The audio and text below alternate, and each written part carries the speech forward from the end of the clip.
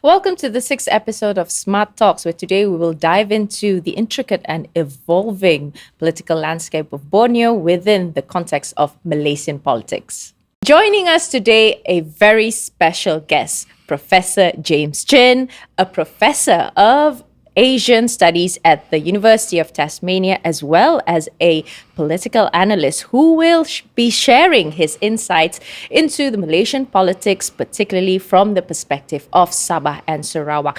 Now, our focus today is on Borneo Bloc, composed of Sabah and Sarawak, and how are these Borneo states, once considered as impoverished relatives of Malaysia, are now exerting their political strength and pushing for greater autonomy. So welcome to Smart Talks, James.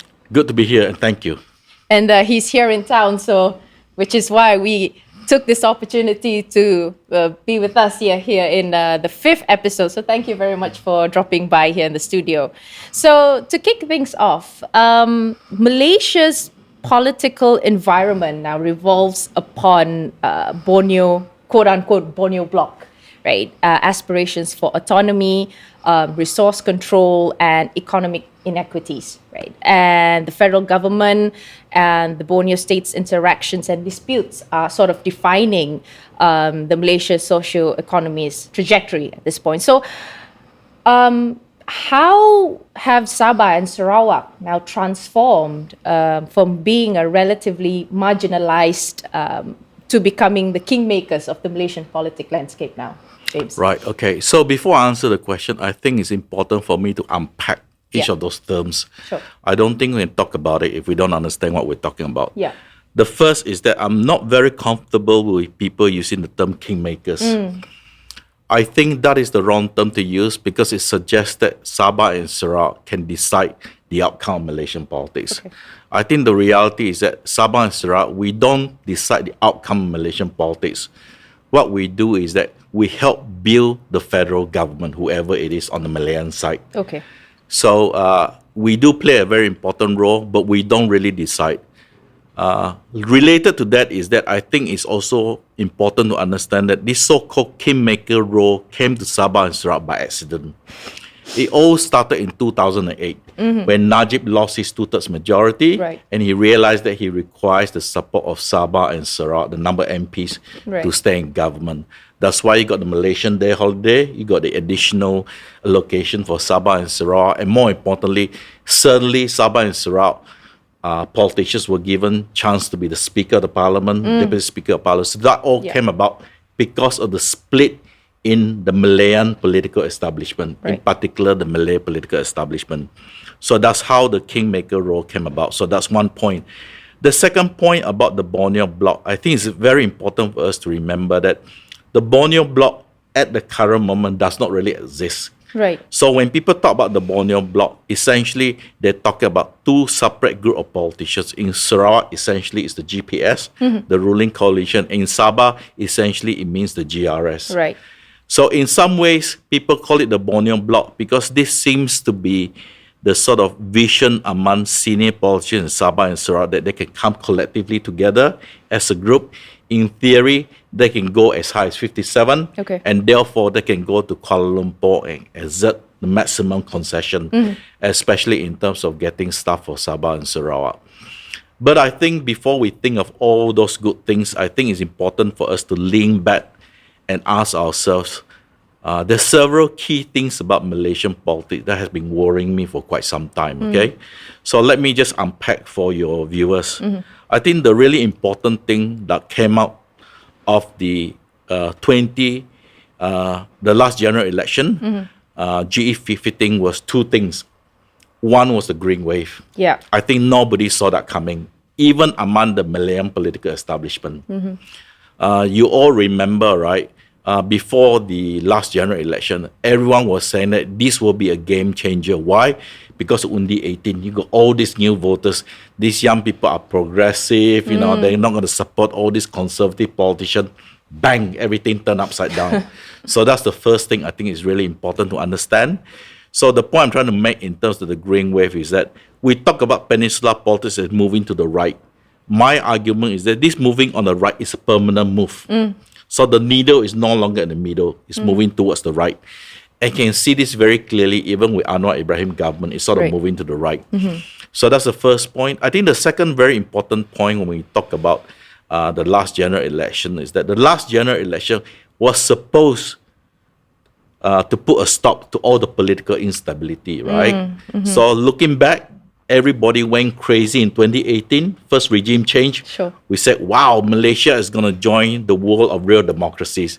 Then political instability, prime ministers keep changing, Yeah. and the election was supposed to stop this. But that did not happen because we know that Anwar Ibrahim did not win outright, and he in fact put together a coalition post-election. Sure.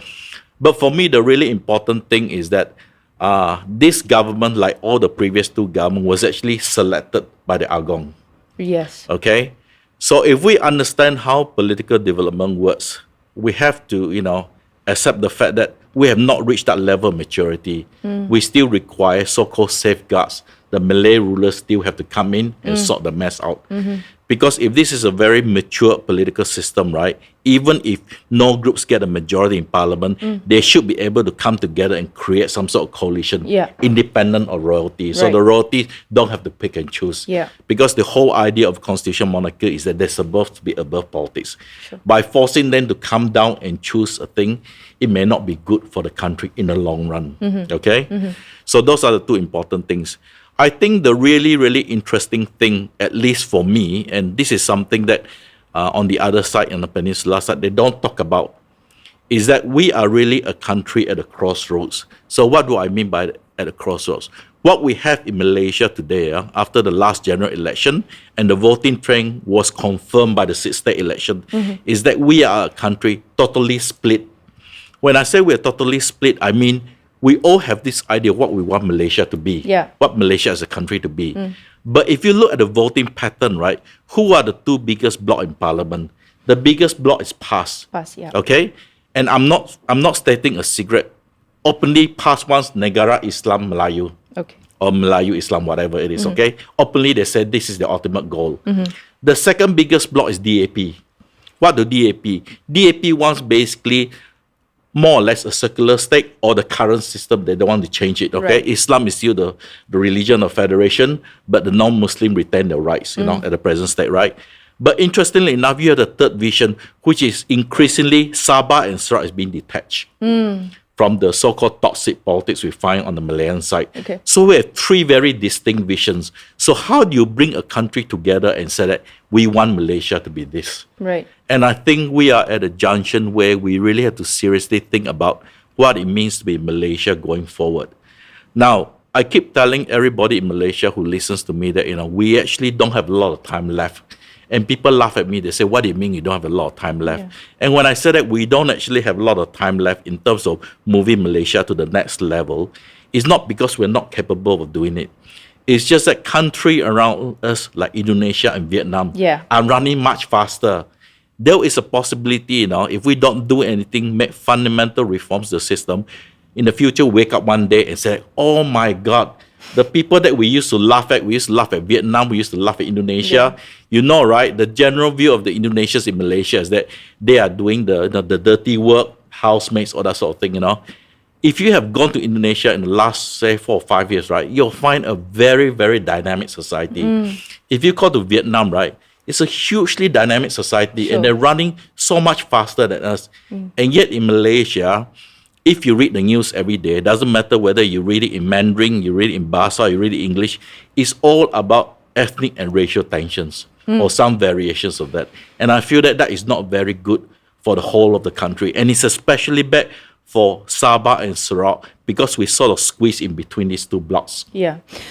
So I'm very interested when you talk about the competing visions, because you've actually highlighted this in one of your articles, if I was not mistaken, just before Malaysia Day, right?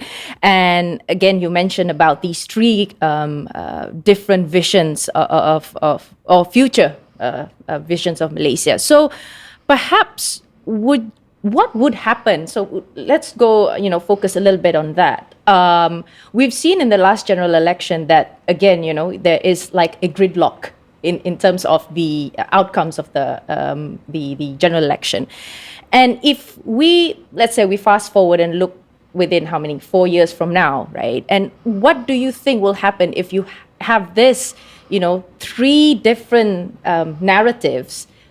It seems that we're just going back to the same, situation that happened in the last general election, where we're going to have a gridlock again. And then, the monarch will come in and try to stabilize everything. So how do you believe that it would further, sort of like intensify?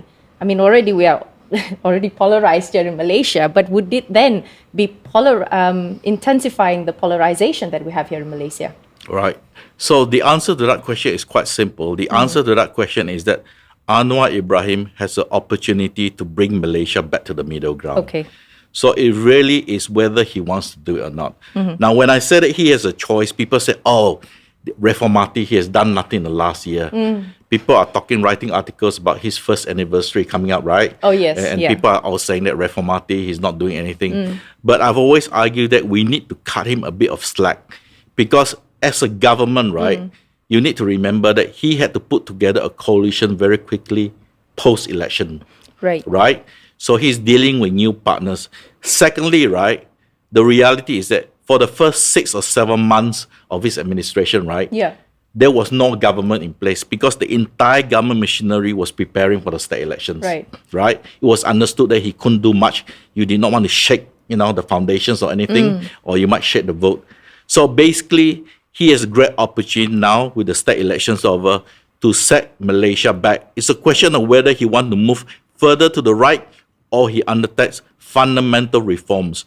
I would argue that if he is a politician of conviction, he will really bring Malaysia back to the middle ground and set it in the next 2 or 3 years. I will work solely on the economy. Yeah, okay. Because one of the problems with playing right-wing politics, lack of a better word, try to be more Islamic than the other side, is that there is no way you can win that battle. You can't win the battle because PAS already said, I want a Negara Islam. Right? How can you be more Islamic than them? Right. There's no such thing as Negara Islam plus, right? There's no such thing. Right. So there is no way he can play that game and win. So he should double down on his conviction and say that the best move for Malaysia going forward is a Malaysia that is plural, multi-religious, multicultural, but Islam is the religion of the Federation. Right. I think traveling on the middle road is the best thing. That is something he should do, work on the economy, because at the end of the day, if the economy is bad, I think that's going to bounce back on his government. But in terms of the immediate thing he has to do, and again, this is not a popular opinion in KL circle, is that he has to do a cabinet reshuffle. It is very clear. I don't need to mention any names, but we know there's about 4 or 5 ministers who are underperforming. Right, okay. Right?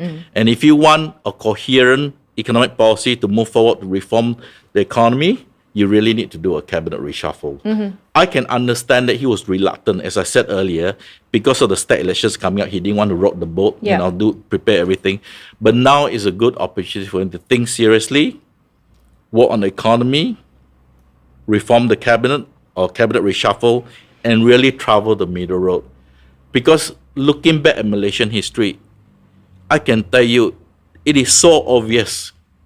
Because if you want to ask me, right, some people ask me, where is the point when Malaysia started traveling along this road, become more and more right-wing? I would say that the first time Malaysia traveled along this road is during the era of Mahathir. Because it was during the era of Mahathir, Mahathir took on PAS, right? UMNO versus PAS, who is more Islamic. Right. And it is very clear, even a person like Mahathir lost that battle against PAS, right? What he's with him, he's with them now. That's right.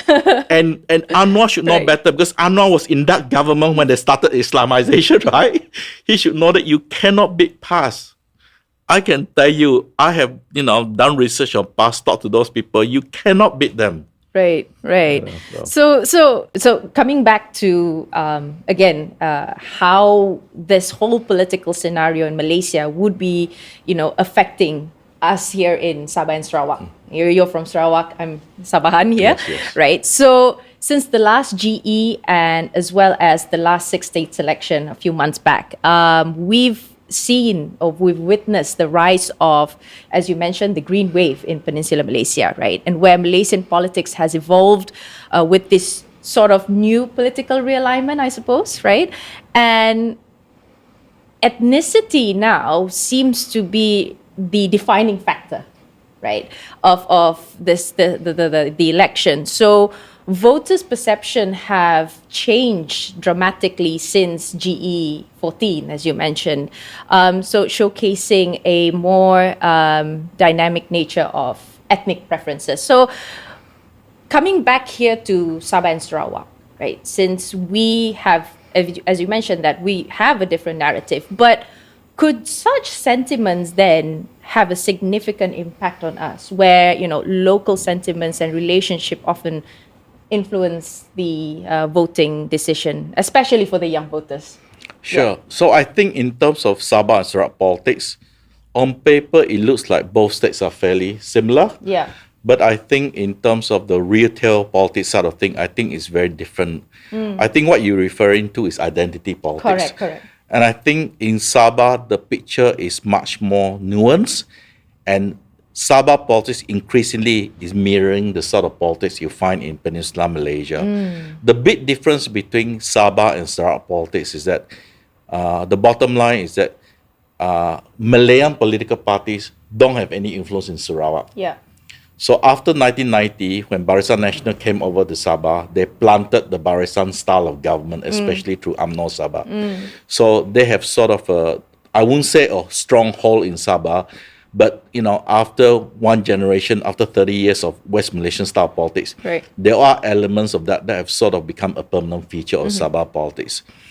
I think there are opportunities for Sabah's Hans and Sarawakians to basically work on the different kind of identity politics, which is to remember what Sabah was like in the 1960s and what Sarawak was like in the 1960s.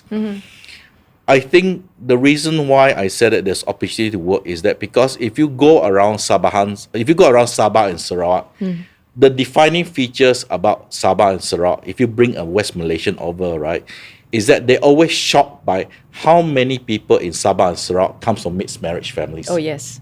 Right? Those things hardly happen in Peninsular Malaysia. Yeah. I'm not saying there's none, but I'm saying it's a lot less compared to Sabah and Sarawak. So in Sarawak and Sabah, because of this large number of mixed marriages, right, although ethnicity plays a role in the way people understand about politics, because people are from mixed families, you can offer them an alternative and they will accept it. So for example, right, the long-going story about Sabah Sarawak is that very often within one family, you can celebrate Hari Raya, you can celebrate Christmas. That's true. You know what I mean? Yes. In Peninsular Malaysia, that almost never happens. So there is an opportunity for Sabahans and Sarawakian to say that, yes, we are different and we want to go back to what it was like in the 1960s. We want Sabah and Sarawak to remain plural. While we understand, identity politics means that race and religion plays a role, we don't want it to be the overbearing factor. And Sabah almost had it done at two very important parts in Sabah history. One was in the 1960s. Right. Sabah had a chance to be sort of in a very plural society, and back in 1985-86, when PBS tried to do it a second time, Yep. and that experiment lasted for only 10 years. Yes, correct. So for the first 30 years of Sabah politics, what happened was that Sabahans decided to experiment 3 different times, but since then you had stability. But like I said, Sabah politics is very dynamic, Yes. and Sabahans are always willing to try new things. Yes. And people keep forgetting, right? One of the only innovations you can think of in Malaysian politics where anybody tried to do something about, try to balance out the power was actually in Sabah. Young Sabahans forget that Sabah was the only state in Malaysia where you had a rotation Ketua Menteri. That's true. You see? No, you cannot try that system in any other state in Malaysia. They will just not accept it. But Sabah people say, yeah, well, let's try it. No Yeah, problem. that's true. So there is no reason why Sabahans cannot go back and say that we want to stop this toxic Malayan politics from coming into Sabah. Yeah. And I think that there's great opportunity because at the end of the day, I think most of the major parties in Sabah, including GRS, right, believe that you have to walk the middle path because you can see in front of you what's happening in Peninsular Malaysia. And I think if it comes to both Sabah and Sarawak, it will cause really major damage to the political system here. I agree with you, James, because looking at the Sabah politics that we have right now, when you look at Sarawak, even in GRS itself, there are so many coalition parties inside. And again, I believe that Sabahans are a bit more mature than politics in this way because they are willing to actually experiment and try and see which works and which doesn't. But again, however, if we look at Sabah and Sarawak, and let's come back to trying to get our autonomy, right? Or in fact, fighting for our autonomy based on the federal constitution. Since the last general election, Sabah and Sarawak support, we've seen that has support for Anwar's coalition, and this has stabilized Malaysian politics, right? But with a cost, which is resource and autonomy demands. Now, we've seen that Sarawak has been a bit more vocal about this, and they battled to the federal government for resource control, and Sabah is also moving towards that path. The SLS is going against the federal government for the 40% revenue shares.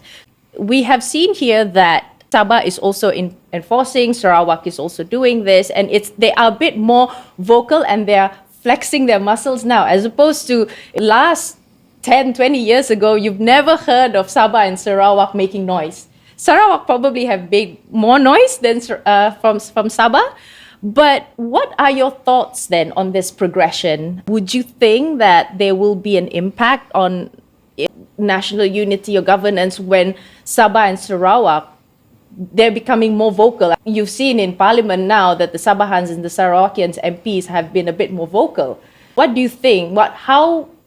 What would be the progression? Do you think that we will bear fruit out of this? And what do you think they will burn bridges if we try to push so much? I think you've asked a lot of stuff. Let's try to unpack it bit by bit. In terms of MA63, right, my personal feeling is that I think a lot of the MA63 issue has more or less been resolved, especially in terms of administrative stuff. The biggest item that everyone wants to talk about is oil and gas resources. Correct. That, unfortunately, there is no way the federal government is going to give that up. And the reason for that is for a very practical reason. Development budget of the Malaysian federal government is basically Petronas money. Yes. There's no way they're going to give back to Sabah and Sarawak. I think the deal negotiated by Sarawak is probably the furthest you can go, which is that all the downstreaming process from Sarawak, oil from Sarawak will be subcontracted out to Petros, the Sarawak oil company. And I think Sabah is doing something similar. Yeah. I think that is probably the best that they can hope for. I think the reality of Sabah's position is that you're right, Sabah has been less vocal, and part of the reason is because, as I mentioned, UMNO is in Sabah. Because they're part of the federal network, it's much harder for them to complain in the open. But having said that, the good news is that whatever concessions are given to Sarawak, they have to give it to Sabah. That is not the problem. The bigger problem I see in terms of Sabah and Sarawak is that with all these additional resources, right, you need to build on it to make it into productive sectors. Yes. Because it is so easy to waste money. All right? We know it's very easy to waste money.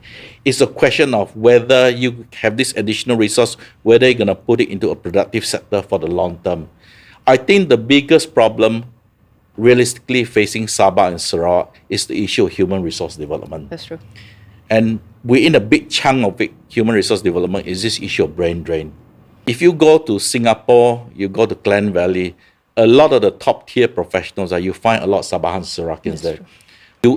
They probably will not tell you they're Sabahans and Sarawakians, but we can recognize them, right? And also there's a large chunk of very successful Sabahans and Sarawakians working in places like Singapore. And of course, those who may not be that capable, so-called blue-collar workers, there's a huge number of Sabahans and Sarawakians in Johor. In fact, they have a tamu there that sells Sabah and Sarawak produce. The most important thing is, over the next 30 years, we have to build human resources, because that is the thing that will anchor Sabah and Sarawak for the future.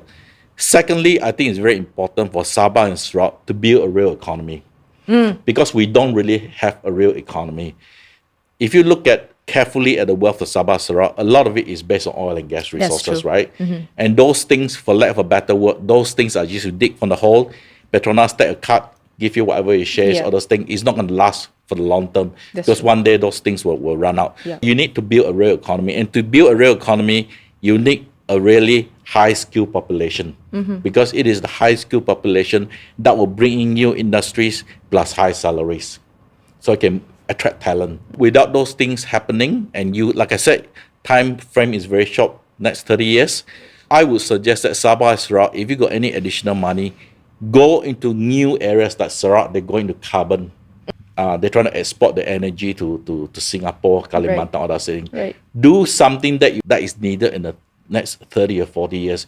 People said it is very, very difficult to build this. One of the things I really don't like about Sabahans and Sarawakians is that whatever ideas you bring to the table, right, they will find 1,001 reasons why it cannot be done. I don't know where this thing comes from. Always very negative. Now, people say I'm a very negative person, but people keep forgetting I'm only negative about Malaysian politics. Everything else, I'm okay. But when I say I'm negative about Malaysian politics, I explain to you why I'm negative, right? It's not as if I wake up one day. It's because I've got my reasons too, and I explain it very clearly. You don't have to agree with me, but at least you understand where I'm coming from. But the rest of our population, I notice that every time people come out with new ideas, there's a lot of negative flowing around. Right. So I'm suggesting that actually, if you look at Sabahans, one of the unique things about Sabahans, which is something that not many people outside Sabah knows of, there's actually a lot of Sabahans who are talented, working of all places, Hong Kong. Yes. What happened is during COVID, most of them are allowed to work at home. Okay. A lot of them have relocated back to KK. It's quite interesting because of this new economy, post-COVID economy, remote working, right? Yes. This allows you to bring talent back without bringing them back. Okay. You see what I mean? Yes, yes. They're physically based in KK or wherever it is, but they still have the jobs in Hong Kong, other places. And you have to leverage on these people. Right. And this is something that you don't see. Right. Right? I can tell you the big thing, the next round for Sabah, you already have the base if you want to build on it, is high-end tourism. That's true. Yeah. You see, yes, Sarawak has very interesting products, but the Sarawak product is not as mature as the Sabah tourism products. Right? The question is that how do you tune it to the up end, the top end of the tourism market? And I think for whatever reason, Sabahans have not gotten the act together. I can tell you the sort of stories that you hear coming out in the international market is not good. Like how tourists are being harassed, being handled in Sabah. That is not the sort of things you want. You know, I think there's opportunities there, but again, the most important thing is that build on your human resources. And unfortunately, you can't depend on the federal government to build that. The state government will have to lead in terms of human resource development. Right. This is very interesting when you talk about human resources. You will have, you have low skilled, semi-skilled, and, high skilled. But don't you think that this also, before even we talk about human resource, I think it goes back to education too. I mean, since you're in the field of education, right, in University of Tasmania. So I can see, like, this is also the hot topic that has been going on over the last couple of weeks, where Sarawak has been really determined on working towards their education autonomy, right? Because of the so-called very dynamic policy changes in the federal government, to which, for example, they're proposing, for states exam like UPSR and stuff like that. And there's also a talk about having this Borneo education system, quote unquote, because we've seen that, it's not that we do not have, the capacity, I feel. I mean, I'm a Sabahan and you're a Sarawakian, so we are, I know for a fact that we don't have that lack of capacity, but I believe that there is a lack of opportunity for us in the education realm. What do you think about that? What's your thought? What's your view about this? Look, I'm going to say something that is politically incorrect. Okay. But I think the first place you start off is ask yourself, how come all these old people are saying that their education was superior during the mission days? Right? Now, on the surface, it doesn't make sense. Right. Because a lot of the stuff that we learn today in school, right? Yeah. You can't learn in the old days. For example, in the old days, right? My generation, if you want to look for something, you physically have to go to the library. Yes. Nowadays, Google can answer anything you want, okay? So in Correct. theory, the education system now should be better than in the old days. Yeah. Okay, so there's one thing is that you're right, primary and secondary school education is very important, but I also feel that the government should also look seriously into the English language policy. Yes. Okay, when you talk about a competitive workforce, world-class workforce, right, basically when you strip off all the rhetoric, all the PR, right, language plays a very important role. Whether you like it or not, I am fully supportive of a dual language policy, whatever it is. But you need to bring English back somewhere in the system.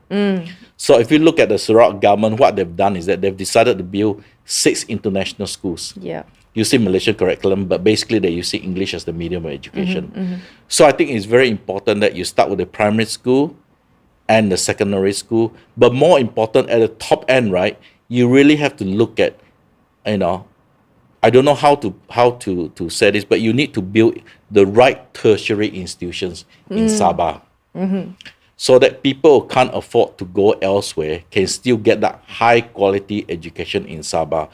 So in the case of Sarawak, right, Sarawak is a very small state, population less than Sabah, yet people don't realize there are 2 international universities there, Swinburne and Curtin. Yeah. Right? Why would the Sarawak government spend so much money to Yayasan Sarawak to set those places up? Because they want to offer any Sarawakians an opportunity to have an Australian education. Okay? Now, if you were to say this, you know, in other parts of Malaysia, across the South China Sea, right, the nationalists will jump up and down.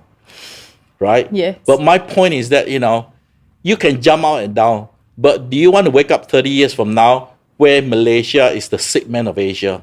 Yeah. Going regressive. Okay. Yeah. I mean, the bottom line is that nobody owes us a living. That is the bottom line. So whatever we do today, the changes will come in the future. There's a very famous social science theory called path dependent. Okay? Key decisions taken today, the politicians who take that decision are not going to pay the price. The price will be paid by the politicians 1 or 2 generations in the future. Yeah. In the Malaysian case, I'll give you a very, very simple examples. The people who frame the new economic policies are not around anymore. Yeah. But a lot of problems we see in Malaysia today can be traced back to the decision taken in 1969. NEP. Yes. Okay?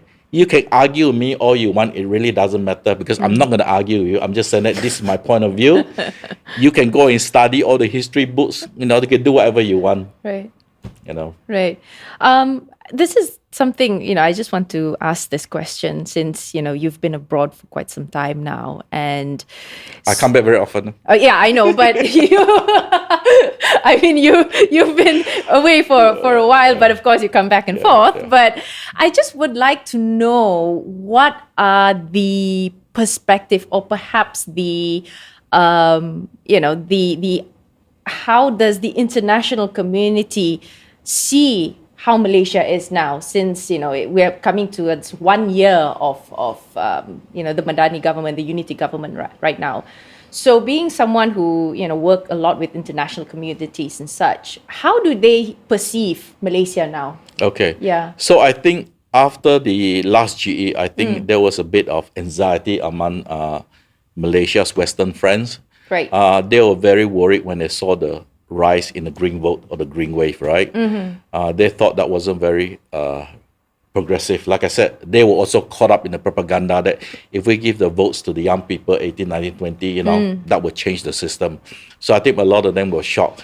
But when Anwar Ibrahim was given the opportunity to become the prime minister and set up a unity government, I think attitudes change, people's outlook change. They really hope that Anwar Ibrahim, because his government was the only one that was clearly inclusive. Right. Every group was represented. They really want Malaysia to be very progressive, very plural, very multicultural. People don't understand, right? For a very, very long time, internationally, when they look at Southeast Asia, Yeah. they saw the 2 most progressive and the most stable countries was Malaysia and Singapore. Prior to 2018, right, it was only Malaysia, Singapore that had no regime change. Yeah. Okay? Today, if you look at the region, right, the only country in no regime change is Singapore. That's the only country left. So they always saw Malaysia and Singapore as very progressive. And they wanted Malaysia to, to carry on this progressive. And also what happened is after 1975, after the worldwide revivalism in Islam, the West was actually looking for, an Islamic leader who they felt was also a Democrat. So in many ways, Anwar fitted that figure for them, right? Okay. So initially they were looking at Turkey, they were looking at Indonesia, and then they were, in terms of Malaysia, obviously Mahathir can't claim that, none of the other people can claim it. So when Anwar became Prime Minister, I think there was a lot of goodwill towards Anwar. Sure.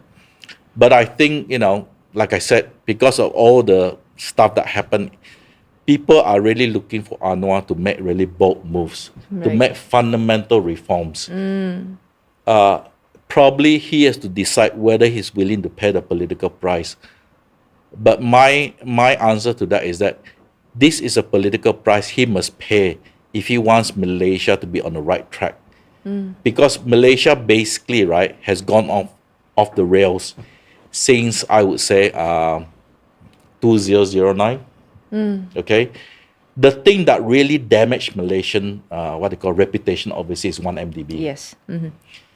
You see, nobody, who knows Malaysia well, right, would have thought that, how should I say, monkey business happened on such a scale and at that level. Yeah. Because they know, right, there was no more level after that, right? You The know what I highest mean? level. You know what I mean? Yeah. People never thought that. People understood there was always monkey business in Malaysia. People understood that. But people never expect that level plus so huge.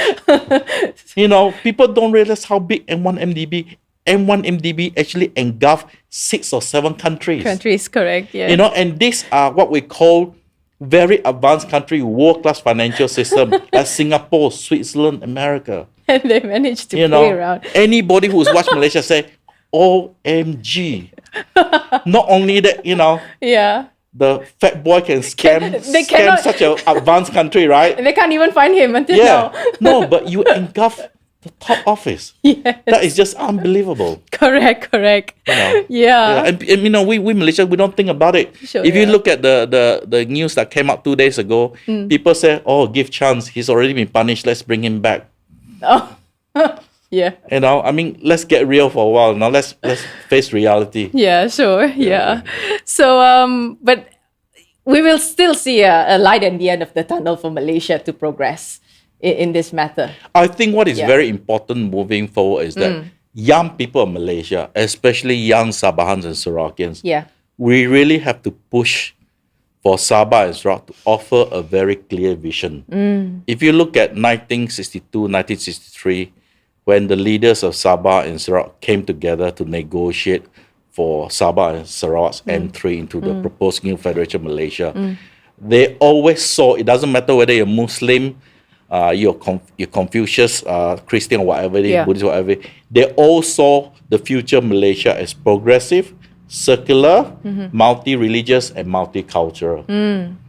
I think it's very important for Sabahans and Sarawakians, especially young people, to remind the rest of Malaysia this was what Malaysia should be. I'm sure if those people are around today, right, they will all be in depression. Because I don't think those leaders who brought Sabah and Sarawak into the so-called Federation of Malaysia would expect the sort of toxic politics that we see on the Malayan side. So I think there are interesting opportunities for young Sabahans and young Sarawakians. I think we need a new generation of leaders who believe in public service. Okay. If they go out and they say that I want to build a better Sabah, a better Sarawak, so that we can use Sabah and Sarawak as example to the West, the rest of Malaysia, to show the people across the South China Sea, we can be a progressive, multicultural, multi-religious society and still be successful. Because on the other side, increasingly, right, the people who believe that, you can have a successful plural society, their numbers are getting less and less. And we really need to remind people that successful societies around the world are not society run along extreme lines. It is walking the middle path. Yeah. Malaysia as a country walked on the middle path from the first independence that 57, then the second independence that 63, 63, yeah. up to the early 1990s. Then from there, we sort of gear towards the right. And it is time for all of us, especially Sabah and Sarawak, to push the country back to the middle path. Right. So thank you very much, James, for being with us today. And in this episode, we've examined the Malaysian politics, focusing on the influence of Sabah and Sarawak and their increasing politic influence and demands in the Malaysian politics as well as in the future. So thank you for joining us, and we'll keep bringing engaging discussions in the next episodes to come. And don't forget to subscribe Smart Talks Bar on Facebook, YouTube, and as well as TikTok and Spotify. And until next time, see you. Bye-bye.